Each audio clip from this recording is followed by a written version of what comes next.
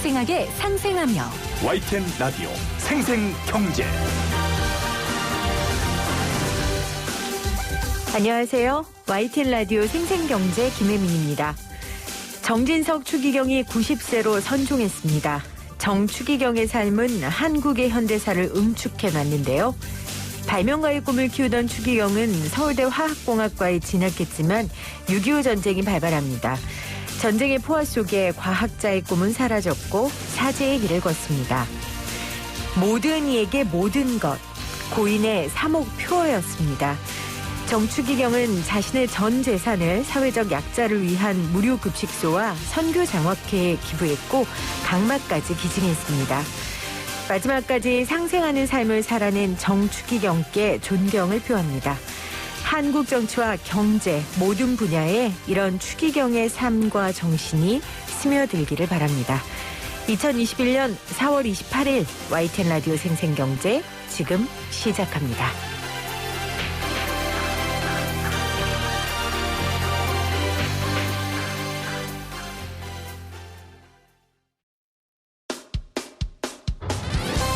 사람을 바꾸는 경제 이야기, 세상을 바꾸는 경제 뉴스. YTN 라디오 생생경제. 오늘 가장 뜨거운 경제 뉴스를 제일 생생하게 전해드리는 시간입니다. 삼성과 유족들이 오늘 이건희 회장의 상속세 내역 그리고 사회환원 계획을 밝혔습니다. 리더스 인덱스 박주근 대표와 자세한 내용 짚어볼게요. 대표님 어서 오세요. 네, 안녕하세요.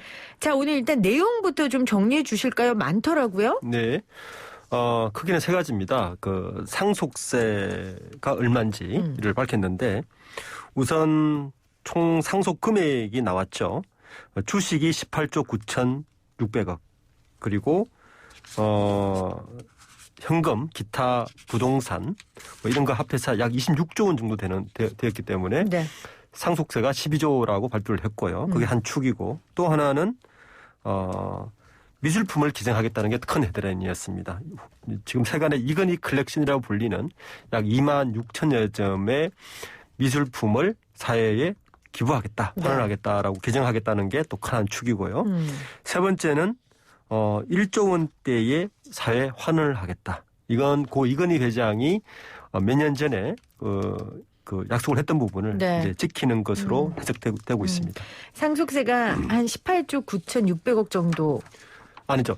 주식 자산이 18조 9천억인데 네. 기타 부동산과 현금을 다 합해서 상속 재산이 약 26조 원인데 26조 원. 네, 그 상속 세금이 12조 원으로 발표를 했습니다. 상속세가 한 12조 정도고요. 네. 그리고 두 번째 내용은 미술품을 기증하겠다. 2만 6천 원 정도. 세 번째는 1조 원 정도 사회 환원하겠다. 네, 이건 그렇습니다. 몇 년 전에 이건희 회장이 약속한 것에 대한 실천이라고 볼 수 있겠죠. 봐야 되는 거죠. 네. 알겠습니다. 조금 더 자세히 살펴볼게요. 일단 12조 원이라는 상속세, 이 상속세에 대해서 뭐 세계적으로 역대 최고 수준이다. 그리고 지금까지 냈던 상속세의 거의 3배, 6배 정도다. 이런 평가가 있던데 이건 맞습니까? 최근 3년 동안 그러니까 2018, 19, 20 이 3년 정도의 우리나라의 상속세로 낸 세금이 약 10조 6천억입니다. 그러니까 12조의 큰 금액이고. 그렇네요. 세계적으로는 다 확인해 보진 않았지만 스티브 잡스가 죽었을 때 상속세가 약 4조 냈으니까 3배 정도 되는 수준이고요.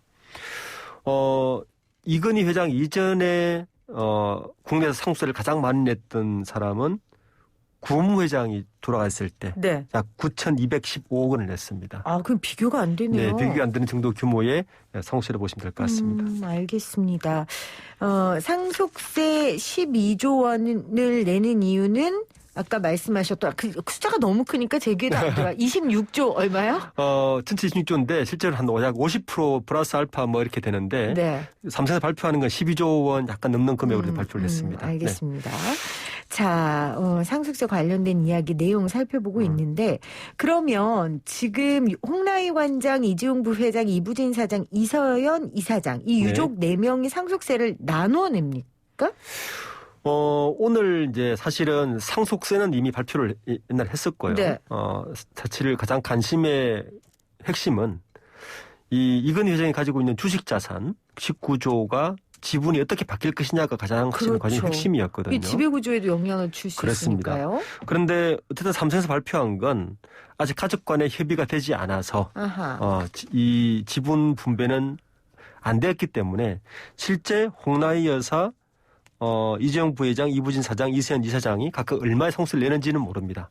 가족 전체가 12조를 낸다는 것만 현재 알고 있고 만약 지금 이렇게 가족간의 협의를 한다는 이야기는 반대로 이야기를 하면 이건희 회장이 생전에 유언을 남기지 않았다고 해석할 수 있는 부분입니다. 아, 그렇겠네요. 그렇죠. 그 가족 내에 협의가 지금 필요한 그렇죠. 상황이거든요. 그러니까 가족의 협의가 필요하다는 이야기죠.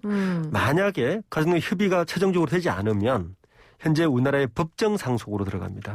그러면 홍나희 여사가 33.3%, 네. 그리고 나머지 세 남매가 22.2%씩을 가져가게 됩니다. 동일하게. 네. 네. 그러니까 누가 얼마를 주식으로 증여받느냐에 따라 삼성그룹의 지배구조가 바뀔 수 있기 때문에 그렇죠. 이 부분이 굉장히 많은 관심을 가졌는데 지금 일단 누가 얼마를 내는지 비율은 밝히지 않은 상황이에요. 네, 그렇습니다.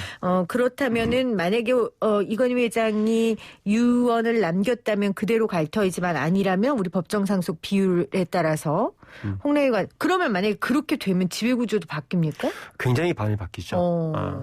우선 홍나희 여사가 가장 많은 그 33.3%를 가져가기 때문에 네. 현재 삼성그룹의 지배구조를 보면 삼성물산이 정점에 있긴 하지만 삼성물산이 삼성생명을 지배하는데 19.3% 정도를 지배를 해요. 네. 그리고 삼성생명이 삼성전자를 지배하는데 8.5%밖에 안 가지고 있습니다.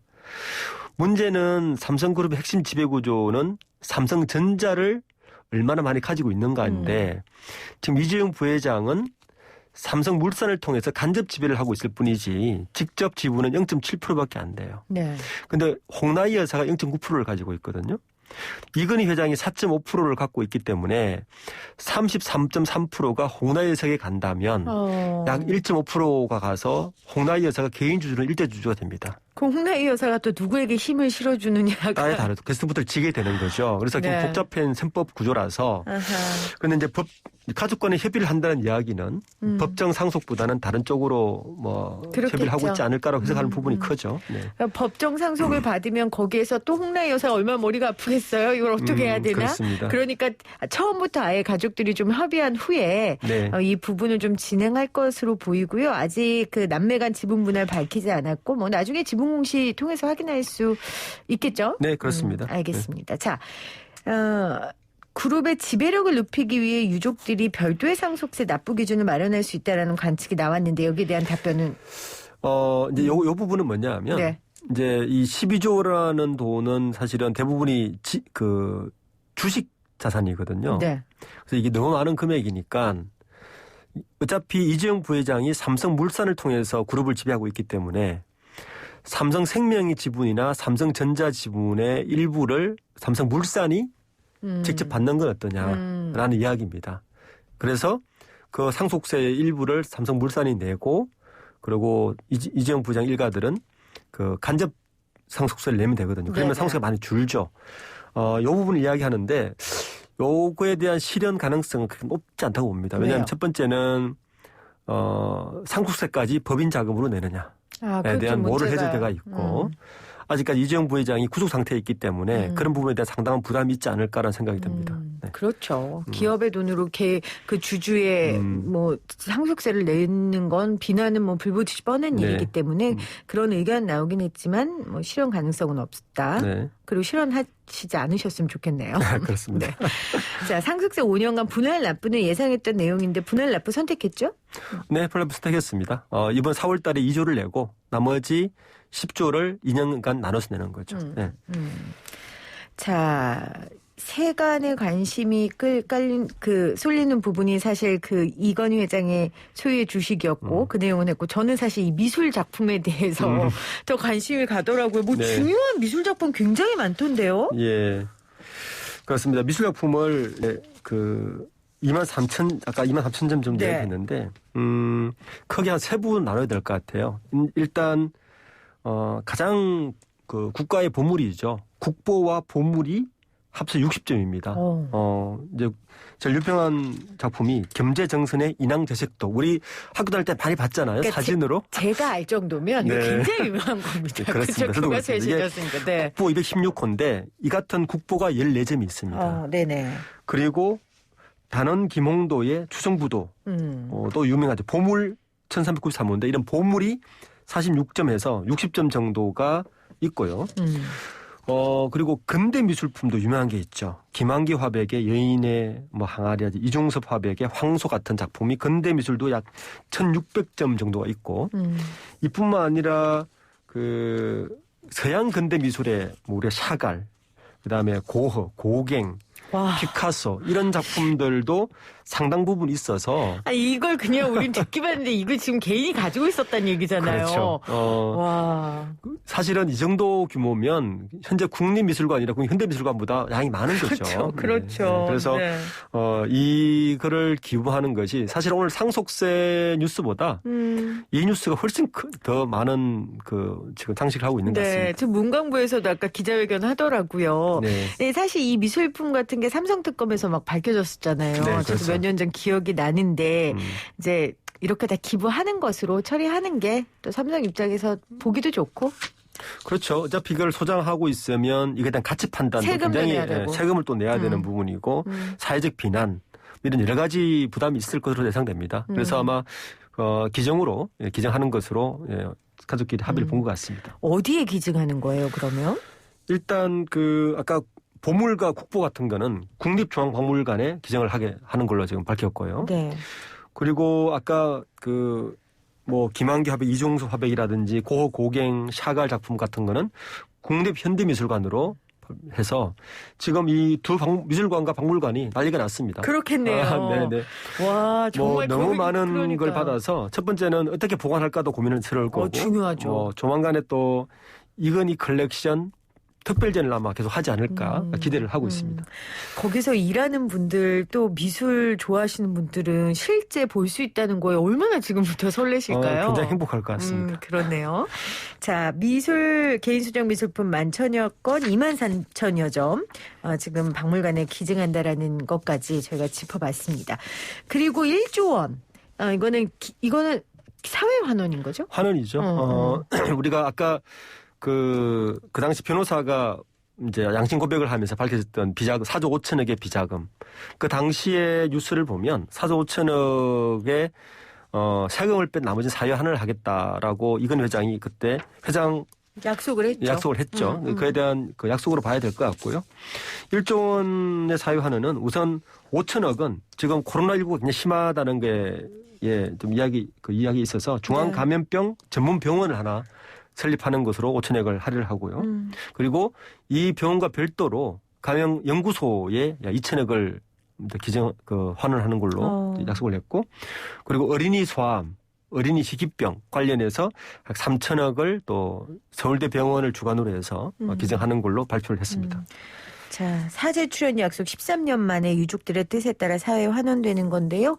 유족들 잘 결정하셨어요. 네. 고인의 뜻을 잘 실천할 수 있는 이 기부 굉장히 좋은 일이라고 생각합니다. 감염병 극복을 위한 인프라 구축, 또 소아암, 희귀질환 어린이 지원에도 지원된다는 거 다시 한번 알려드립니다. 자, 저도 삼성에서 보내준 자료들 막 봤어요. 거기서 계속해서 이거 갑자기 한 거 아니고 우리 예전부터 생각했었고 지금 실천하는 거다라고 이야기는 했지만 사실 지금 이재용 부회장이 감옥에 있는 상황에서 여러 가지 얘기들이 나오고 있잖아요. 그래서 이건 석방을 위한 포석이다. 이렇게 이야기하는 분들도 있어요. 대표님은 어떻게 보세요? 그렇게 볼 수 있는 상당한 이제 근거가 있죠. 왜냐하면 사실은 이 사회 환원은 이건희 회장이 약속한 바를 어떻게 보면 13일 약속을 지키는 성격이 더 강한 것이고요. 최근 재계 대표들이 모여서 이재용 부회장의 사면 이야기 좀 나오고 있는 상태고, 네. 또 오늘 계속 이야기 나오는 게 이재용 부회장의 석방, 사면 이런 게 나오기 때문에 그걸 위해서는 삼성 측에서 이미지 개선이나 이미지 쇄신에 대한 굉장한 많은 노력을 해야 되겠죠. 그런 부분에 대한 연관성을 특히 이런 때 이야기를 한다는 것은 그 연관성을 굳이 부인하기 어려울 것 같습니다. 네. 그래도 그렇게 하면 안 되는 거잖아요. 그렇죠. 이제 현재 구속 중이고 아직 공판 중인 사건도 있습니다. 그렇죠. 아니 그리고 이거는 이미 약속했던 거고 상속세는 당연히 내야 되는 거고. 네. 근데 그거를 가지고 뭐 석방을 위한 포석을 둬서는 안 되는 거니까요. 그렇죠. 아직 사면 얘기 나오는 거 사실 조심스러운데 그렇죠. 석방까지 이야기 나오는 건 저는 조금 무리수다 이렇게 생각됩니다. 알겠습니다. 자, 오늘도 보도 보니까 이재용 부회장이 잡혀 있어서 삼성 스마트폰이 위기를 맞았다. 뭐 이런 기사도 나오던데. 네. 이거 어떻게 받아들여야 할까요? 앞에 설명하셨지만. 저는 그런 뉴스들은 사실은 전혀 연관성이 없다라고 생각됩니다. 다 시장 상황이고요. 그렇게 따진데 반대로 이야기를 하면 아이러니하게도 이재용 부회장이 구속 시기마다 반도체가 너무 화랑이에요. 이건 어떻게 얘기할 것인가에 대한 문제가 있습니다. 특히 지금 최근 이야기 나오는 반도체를 지렛대로 백신 외교를 민간 외교를 해서 이거 해야 되기 때문에 이재용 부회장을 사면해야 되는 거 아니냐라는 이야기 나오는데 이 이야기도 저는 굉장히 애물성설이다 생각합니다. 만약에 그렇게 해서 사면을 해서 이재용 부회장이 어떻게든 백신을 구해왔다면 이 정부는 바보가 되는 거죠. 그렇죠. 네. 국가 대 국가로 해야 할 일인데. 국가가 할 일을 하지 못하는 일을 네. 이게 사기업에 오너가 가서 처리했다? 이거는 정부의 문을 그냥 그대로 반증하는 거죠. 그것보다도 사실은 우리가 기억하지만 이건희 회장이 1인 특별 사면을 받았지 않습니까? 네. 그리고 만약에 또 이재용 부회장이 이런 사유로 특별 사면 이야기가 나와서 하면 된다면 이거는 현 정부가 이야기하는 공정과 정의는 완전히 무너지는 겁니다. 특정 가문을 위해서 계속해서 사면을 남발한다는 것은 굉장히 사회정의적 문제가 있는 것이고요. 그리고 특정 대기업에 특정 개인이 한 사람이 빠진다고 해서 그 기업이 리스크가 있다면 그 기업에 문제가 있는 것이죠. 네. 네. 아주 상식적인 말을 네. 지금 박주근 대표께서 하셨습니다. 계속해서 저희가 주목해서 봐야 되고 또 하나는 이 계획 밝힌 대로 잘 진행되는지 또 국세청에서도 국민들과 함께 이 부분을 잘 봐야 될 것 같습니다. 네. 자, 오늘 리더스 인덱스의 박주근 대표와 함께 이건희 회장 상속세 관련된 내용 알아봤습니다. 고맙습니다. 네, 감사합니다.